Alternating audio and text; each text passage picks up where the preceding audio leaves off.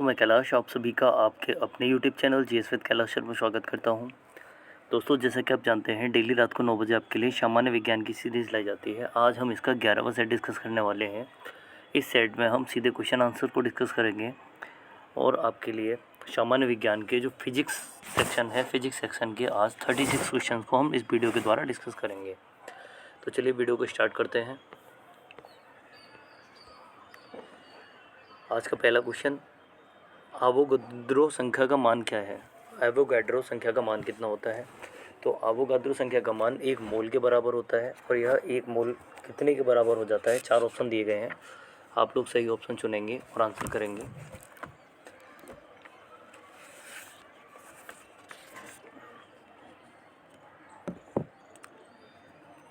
एक आवोगाद्रो किसके बराबर होता है? तो सही क्वेश्चन का आंसर कीजिए सभी लोग।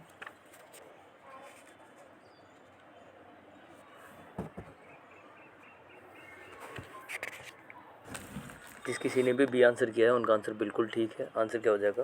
B 6.023 into 10⁻23। तो 6.023 इंटू 10⁻23 1 मोल का मान होता है। यह आवोगाद्रो संख्या भी कहलाती है। अगला क्वेश्चन, दूरी मापने की सबसे बड़ी इकाई क्या है? दूरी मापने की सबसे बड़ी इकाई पारसेक, धारा, प्रकाश वर्ष या फिर एम्पियर। तो दूरी मापने की जो सबसे बड़ी इकाई होती है, चलिए सभी लोग आंसर करेंगे।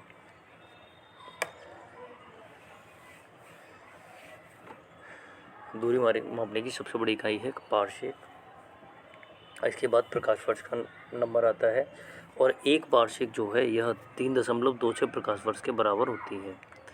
तो एक पारसेक जो है यह 3.26 प्रकाश वर्ष के बराबर होता है। अगला क्वेश्चन प्रकाश वर्ष है। तो प्रकाश वर्ष जो है दूरी मापने का मात्रक होता है। और यहाँ पूछा गया पारसेक कितने के एक प्रकाश वर्ष कितने के बराबर होता है। सभी लोग आंसर को टिक करें। ये सीरीज़ आपके लिए डेली लाई जा रही है और आप इसके अलावा हमारी बाकी जो सीरीज़ हैं उनकी प्लेलिस्ट बना दी गई है। आप उन प्लेलिस्ट के द्वारा बाकी वीडियोस प्राप्त कर सकते हैं, जिसमें करंट अफेयर्स की वीडियो, साइंस की वीडियो, जीएस की video, SSC previous year papers की वीडियो, रेलवे के प्रीवियस ईयर पेपर्स की वीडियो सभी आपको प्राप्त हो जाएंगे। तो चलिए तीसरा क्वेश्चन, एक प्रकाश वर्ष जो दूरी का मात्रक होता है किसके बराबर होता है? तो आंसर होगा बी 9.46 10⁻15 मीटर। इसके बराबर होता है 9.46 × 10⁻15 मीटर। और इन सभी वीडियोज़ की PDF आप हमारे टेलीग्राम चैनल से प्राप्त कर सकते हैं, जीएस विद कैलाश। 1 लीटर कितने गैलन के बराबर होता है? तो 1 लीटर जो है यह 0.2642 गैलन के बराबर होता है। अगला क्वेश्चन, 1 फर्मी में कितने मीटर होता है? 1 फर्मी में कितने मीटर होता है? तो आंसर 10⁻15 मीटर।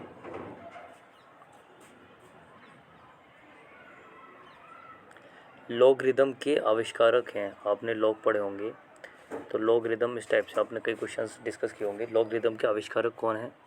सही आंसर होगा जॉन नेपियर।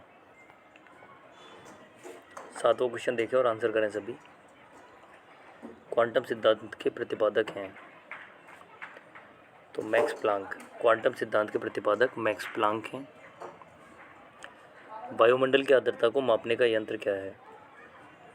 वायुमंडल की आर्द्रता को मापने का यंत्र हाइग्रोमीटर होता है। 1 एंगस्ट्रॉम मात्रक किसके बराबर होता है? तो 1 एंगस्ट्रॉम जो है कितने के बराबर होता है? 9वां क्वेश्चन। सभी लोग आंसर करें इसका। 1 एंगस्ट्रॉम जो होता है यह किसके बराबर हो जाता है? तो आंसर होगा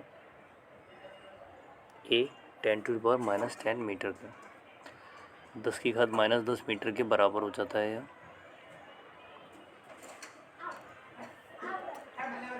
और यह तरंगदैर्घ्य का मात्रक होता है। पृथ्वी के उपग्रह का कक्षीय वेग निर्भर करता है कक्षा की त्रिज्या पर, उपग्रह के द्रव्यमान पर, पृथ्वी से उपग्रह को दिए गए वेग पर या सूर्य से उसकी दूरी पर। तो सही आंसर होगा ए कक्षा की त्रिज्या पर। घड़ी की चाबी में संचित ऊर्जा है। 11वां क्वेश्चन, घड़ी की चाबी में संचित ऊर्जा स्थितिज ऊर्जा होती है।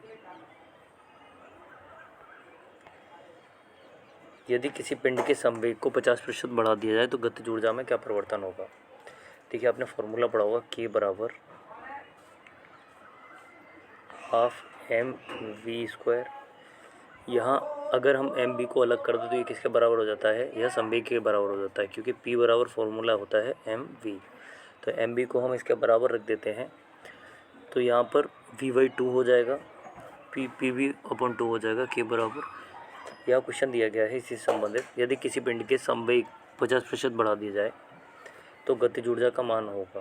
तो संवेग को 50% बढ़ाने पर गतिज ऊर्जा जो है 125% बढ़ जाएगी। अनुदैर्ध्य तरंग उत्पन्न हो सकती है। अनुदैर्ध्य तरंगों का जो उदाहरण हो जाता है यह ध्वनि तरंगें होता है और इन्हें किसी न किसी माध्यम की आवश्यकता होती है। तो यहाँ आंसर होगा सभी माध्यम में।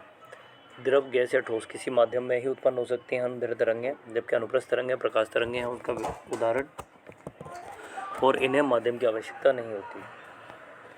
किस माध्यम में अनुप्रस्थ तरंगें उत्पन्न नहीं हो सकती, किस माध्यम में अनुप्रस्थ तरंग उत्पन्न नहीं हो सकती, तो हवा में।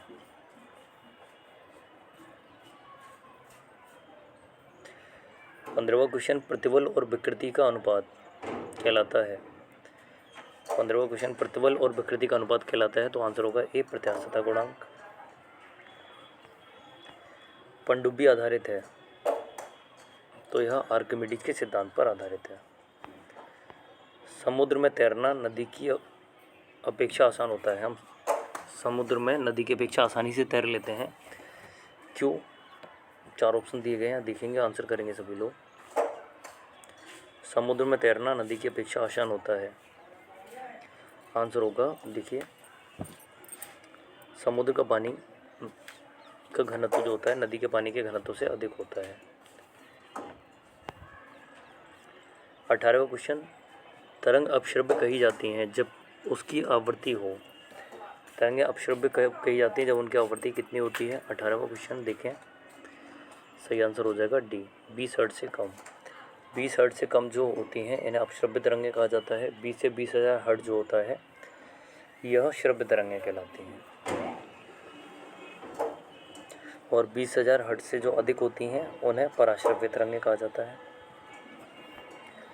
यदि तरंग की लंबाई का मान आधा कर दिया जाए तो ध्वनि का वेग। 19वां क्वेश्चन, यदि तरंग की लंबाई का मान आधा कर दिया जाए तो ध्वनि का वेग पर क्या फ़र्क पड़ेगा। तो आंसर ए आधा हो जाएगा। तरंग की लंबाई का मान आधा कर दिया जाए तो ध्वनि का वेग आधा हो जाएगा। 20वां क्वेश्चन, ध्वनि तरंगें हैं अनुप्रस्थ, अनुदैर्ध्य, विद्युत चुम्बकीय या कोई नहीं। तो इनमें से आंसर होगा ध्वनि तरंगें जो हैं यह अनुदैर्ध्य तरंगें होती हैं, जबकि प्रकाश तरंगें अनुप्रस्थ होती हैं। प्रकाश तरंगें कैसी तरंगें होती हैं, अनुप्रस्थ तरंगें। 11वां क्वेश्चन, गोलीय दर्पण की फोकस दूरी उसकी वक्रता त्रिज्या की कितनी होती है। 21वां, गोलीय दर्पण की फोकस दूरी उसकी वक्रता त्रिज्या की आधी होती है। उत्तल दर्पण द्वारा बना प्रतिबिंब होता है। 22वां क्वेश्चन, उत्तल दर्पण द्वारा बना प्रतिबिंब कैसा होता है। आंसर होगा सी, काल्पनिक तथा सीधा। प्रकाश तरंग उदाहरण है। 23वां क्वेश्चन, प्रकाश तरंग किसका उदाहरण है। आंसर होगा बी, विद्युत चुम्बकीय तथा अनुप्रस्थ तरंग का। प्रकाश तरंग जो है विद्युत चुम्बकीय अनुप्रस्थ तरंग का उदाहरण होता है। फोटोग्राफिक कैमरे का अपदृश्यक लेंस होता है। फोटोग्राफिक कैमरे का अपदृश्यक जो लेंस होता है वो किस प्रकार का होता है, अवतल, उत्तल, उभयोत्तल या कोई नहीं। तो 24 का आंसर हो जाएगा बी, उत्तल। 25वां क्वेश्चन, ई बराबर mc² को प्रतिपादित किया गया। ई बराबर mc² को प्रतिपादित किया गया था 25। आंसर होगा बी, आइंस्टीन ने। थोरियम के नाभिक को बदला जा सकता है प्लूटोनियम में। थोरियम का नाभिक जो है इसे प्लूटोनियम में बदला जा सकता है। फ्यूज के पदार्थ का होना चाहिए, फ्यूज का पदार्थ का होना चाहिए। 27वां क्वेश्चन, आंसर होगा बी, निम्न गलनांक। निम्न विद्युत चुम्बकीय तरंगों में से किसकी आवृत्ति अधिकतम होती है। 28वां क्वेश्चन, विद्युत चुम्बकीय तरंगों में से किसकी आवृत्ति अधिकतम होती है। तो अवरक्त किरणों की। ऊर्जा का क्षय कम होता है। 29वां क्वेश्चन, ऊर्जा का क्षय कम होता है दिष्ट धारा में। ट्रांसफार्मर किस सिद्धांत पर आधारित है? तो ट्रांसफार्मर जो होते हैं यह चुंबकीय प्रेरण के सिद्धांत पर आधारित होते हैं। 31वां क्वेश्चन, घरेलू प्रकाश के लिए प्रयुक्त लैंप किस क्रम में जोड़े जाते हैं? घरेलू प्रकाश के लिए प्रयुक्त लैंप जो हैं यह समांतर क्रम में जोड़े जाते हैं। ऊष्मा किस प्रक्रिया से सर्वाधिक तीव्र गति से स्थानांतरित होती है? ऊष्मा किस प्रक्रिया के द्वारा सर्वाधिक तीव्र गति से स्थानांतरित होती है? तो आंसर होगा सी, विकिरण के द्वारा। न्यूनतम संभवतः ताप है, यानी मिनिमम टेम्परेचर कितना हो सकता है? न्यूनतम संभव तापमान कितना होता है? तो -273 डिग्री सेल्सियस। यदि वायुमंडल न होता तो दिन की अवधि होती, वायुमंडल के न होने पर दिन की अवधि क्या होती? सर 1 कम होती। सूर्य ग्रहण के समय ऊर्जा का कौन सा भाग दिखाई देता है? तो सूर्य ग्रहण के समय ऊर्जा का कोरोना जो भाग दिखाई देता है उसे कोरोना के नाम से जाना जाता है। और आज का अंतिम क्वेश्चन, सूर्य के प्रकाश का आंतरिक परावर्तन हो सकता है यदि प्रकाश, सूर्य के प्रकाश का आंतरिक परावर्तन हो सकता है यदि प्रकाश वायु से कांच में जाए, वायु से जल में जाए, कांच से वायु में जाए या जल से वायु में जाए। तो आंतरिक परावर्तन के लिए या टोटल इंटरनल रिफ्लेक्शन के लिए कांच से वायु में जाना आवश्यक होगा। यह प्रकाश जो है सघन माध्यम से विरल माध्यम में जाता है तब आंतरिक परावर्तन की घटना घटती है। मिलते हैं नेक्स्ट वीडियो में। जुड़े रहने के लिए धन्यवाद। Good evening all of you. शुभ संध्या, शुभ रात्रि।